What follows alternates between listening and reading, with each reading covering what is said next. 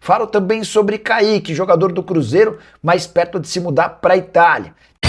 Vamos lá, vamos começar a nossa análise. Ô Panzi, vamos falar primeiro sobre esse resultado. Você já deu aqui o seu destaque a respeito do resultado do jogo de hoje. Mas por que o Cruzeiro teve mais dificuldades? Em que, na verdade, o Cruzeiro teve mais dificuldade para não ter conseguido marcar um golzinho sequer no Democrata, Edu? Fala aí, pessoal, tudo bem com vocês? Pessoal, rapidinho, eu vou soltar o vídeo, né, chegando com informações importantes aqui do nosso Cruzeiro. A gente vai estar aqui reagindo ao vídeo do canal do Nicola e também Tatiana Esporte, pessoal, deixando os créditos aqui. Mas antes de eu soltar o vídeo, eu vou pedir para você deixar seu like, se inscrever aqui no nosso canal e ativar o sininho de notificações, pessoal. Então bora pro vídeo. E essa história de que Kaique está sendo vendido, lateral esquerdo de 22 anos de idade, que pertence ao Cruzeiro, foi alvo de uma nova proposta do Como, equipe da Itália que faz sucesso na primeira divisão do Calcio. Antes de gravar esse vídeo, eu consultei uma fonte cruzeirense, até porque na Itália se especula de que a conversa avançou e o Kaique pode se transferir para o Como a qualquer momento. Informação que eu tenho é um pouco diferente. Primeira oferta de 7 milhões de euros foi recusada. Como fez uma segunda oferta melhor que a primeira, também rejeitada. Não há, nesse momento, qualquer possibilidade de acordo pelas cifras oferecidas na última oferta feita pelo Como. O time italiano vai precisar melhorar bastante as condições do negócio. Cruzeiro sonha com uma proposta de algo na casa dos 15 milhões de euros ou 95 milhões de reais para se desfazer do seu lateral esquerdo, que é o titular.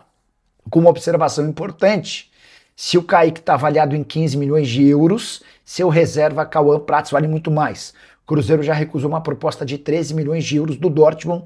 A grande diferença entre o Kaique e o Cauã é que o lateral reserva é 5 anos e 5 meses mais jovem do que o titular, o que lhe garante enorme capacidade de evolução e, por isso, muito mais dinheiro. Vamos lá, vamos começar a nossa análise. Ô Panzi, vamos falar primeiro sobre esse resultado. Você já deu aqui o seu destaque a respeito do resultado do jogo de hoje. Mas por que o Cruzeiro teve mais dificuldades? Em que, na verdade, o Cruzeiro teve mais dificuldade para não ter conseguido marcar um golzinho sequer no Democrata, Edu? Primeiro mérito do sistema defensivo do Democrata. Mérito total da defesa. O goleiro fez um partidaço. Os dois laterais que começaram, mais os laterais que terminaram, foram muito bem. A dupla de zaga, para mim, um grande destaque. Tanto o Henrique quanto o Rafael, nas bolas aéreas, ganhou a maioria absoluta. Então, cara, primeiro, tem que dar mérito ao Democrata. O time do interior que vem jogar contra o grande da capital aqui fechadinho, primeiro, defender é muito mais fácil do que atacar. E se você monta uma defesa organizadinha, se você erra pouco, você está perto de não sofrer gols. E foi o que aconteceu com o Democrata. E quando não conseguiu interromper o ataque, parou no Túlio, que é o goleiro que foi muito bem, tá lá para isso. E agora vamos falar do Cruzeiro. O Cruzeiro começou com um time reserva. É diferente. Futebol brasileiro, cara, há uma diferença muito grande do time titular pro reserva, ainda que tenhamos tido Cássio no gol e Gerson entre os que iniciaram e que pra mim são titulares dessa equipe. Talvez o Arroio seja dos que jogaram o mais próximo de ser também um titular, mas é um time reserva, com garotos. Você tem ali o Cauã Prats jogando na lateral, o Rian Guilherme, votado para melhor em campo hoje. Você tem o Japa, todos eles garotos, Kaique Kenji, que foi substituído, o próprio Arroio é um garoto. Muitos garotos com uma mescla, com jogadores experientes, mas que são reservas. E sente, cara. Terceiro ponto, é pré-temporada, e eu vou bater nessa tecla. Estamos em meio a uma pré-temporada.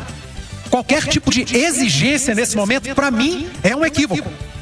É uma cobrança que passa do tom nesse momento. O resultado ele é péssimo. O Cruzeiro perdeu pro Democrata no Mineirão. Isso eu não discuto.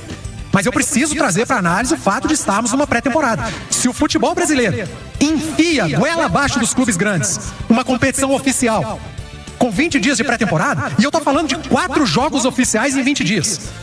Ou seja, com uma semana de temporada, os caras já estavam em campo num jogo valendo 3 pontos. Se o calendário do futebol brasileiro, ele enfia goela abaixo do clube grande isso, o clube grande ele precisa escolher. Eu vou meter os meus principais jogadores, eu vou esgoelar esses caras com uma semana de pré-temporada, porque eu quero ganhar o poderoso estadual, que o daqui de Minas não paga nada de premiação. Aliás, a Portuguesa de São Paulo ganha muito mais do que os grandes daqui juntos, somados no estadual. A Portuguesa do Rio ganha mais, porque aqui não tem premiação. Eu não vou fazer isso, cara. E outra, eu vou ser coerente com o meu discurso do mês de dezembro de 2025, quando saiu o calendário do futebol brasileiro. Eu, Edu Panzi, não vou cobrar aqui em Minas de Atlético e Cruzeiro campeonato estadual. Aliás, eu vou cobrar sim, que eles usem com inteligência, como parte da pré-temporada. E estão usando com inteligência. O Cruzeiro, que tem 2 derrotas e 2 vitórias, e o Atlético tem 4 empates. Eles estão usando times mesclados, dando oportunidade a garotos, dando minutos a jogadores que tiveram menos minutos na última temporada, dando minutos a jogadores que chegaram como reforços e fizeram um jogo cada um com os jogadores principais.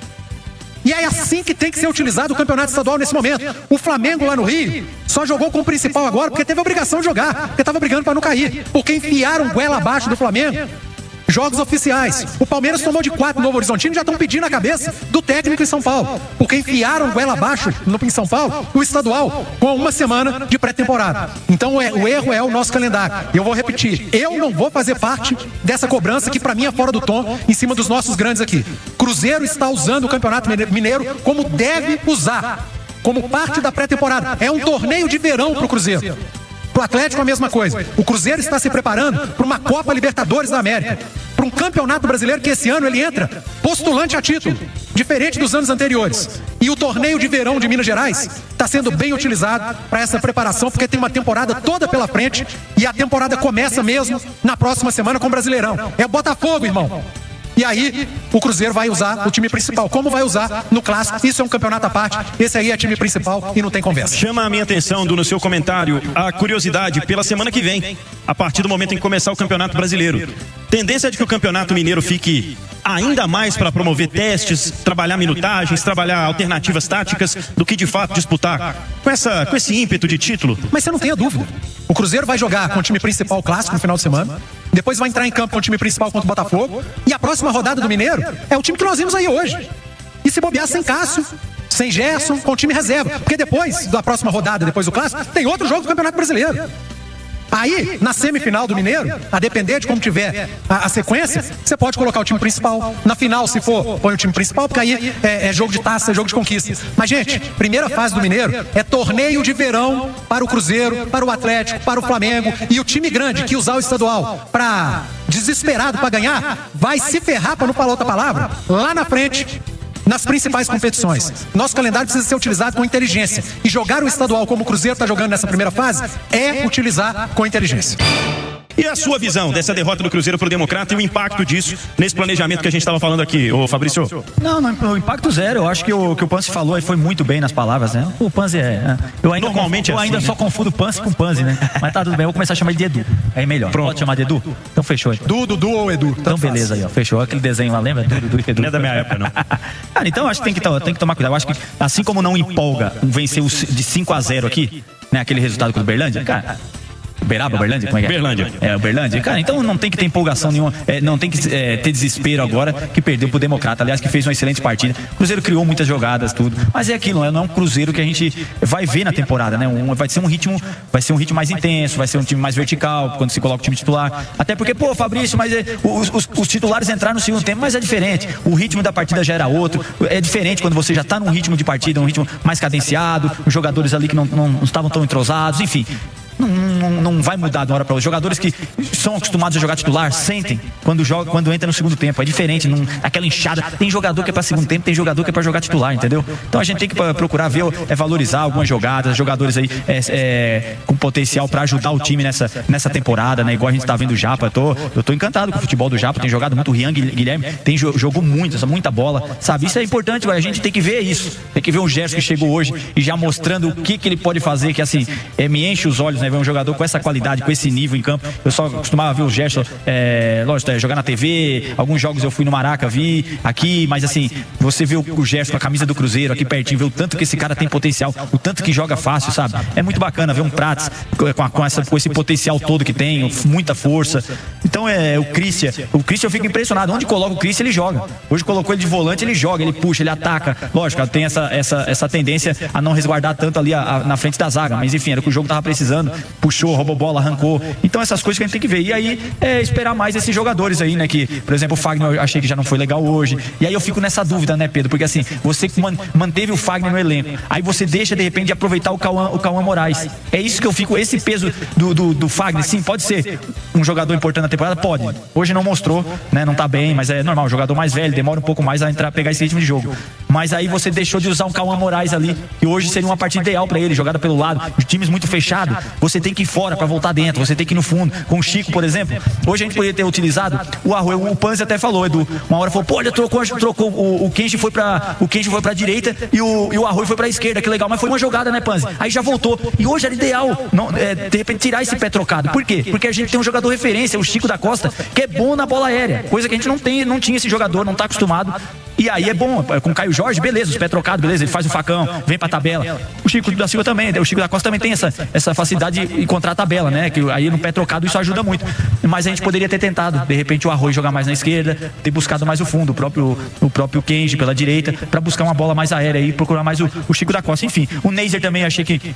Né, ainda, a gente não pode cobrar de um tanto aí, mas ainda chegou tal. A gente sabe que é um jogador que é um 9, né? Às vezes joga assim pela beirada, mas a característica dele é mais de Caio Jorge, mais meio. E hoje também eu achei que não foi tão legal assim. Enfim, tem que ver essas coisas aí. O Arroio hoje tomando muita decisão errada. Isso é da idade, tem que ser muita pedaladinha, muita coisa. Teve uma hora que ele recebeu a bola ali, eu acho, se não me engano, do Gerson, na minha frente aqui, era pra ele ter girado e indo pro gol. Só que aí ele resolveu trazer pra fora da área, depois deu mais uma pedalinha e ainda jogou pra trás a bola. Então, essas coisas tudo eu acho que com certeza o Tite deve estar falando, tá orientando. Esses jogos são bons pra isso. Amanhã o vídeo de correção é maravilhoso, todo mundo recebe lá no WhatsAppzinho, tal, nos grupos, o vídeo de correção, e é bom esses jogos assim, que às vezes você ganha um jogo desse, não mostra tantos erros, né? Não mostra tanto que tem que melhorar, e agora com a derrota sim, aparece os erros, aparece onde tem que melhorar, e os jogadores vão se cobrar, sentem, porque é uma derrota, apesar de saber tudo isso que a gente falou nesse contexto todo aqui de pré-temporada, mas a derrota ela é sempre derrota, o jogador não gosta de perder nunca, nem em jogo de baralho.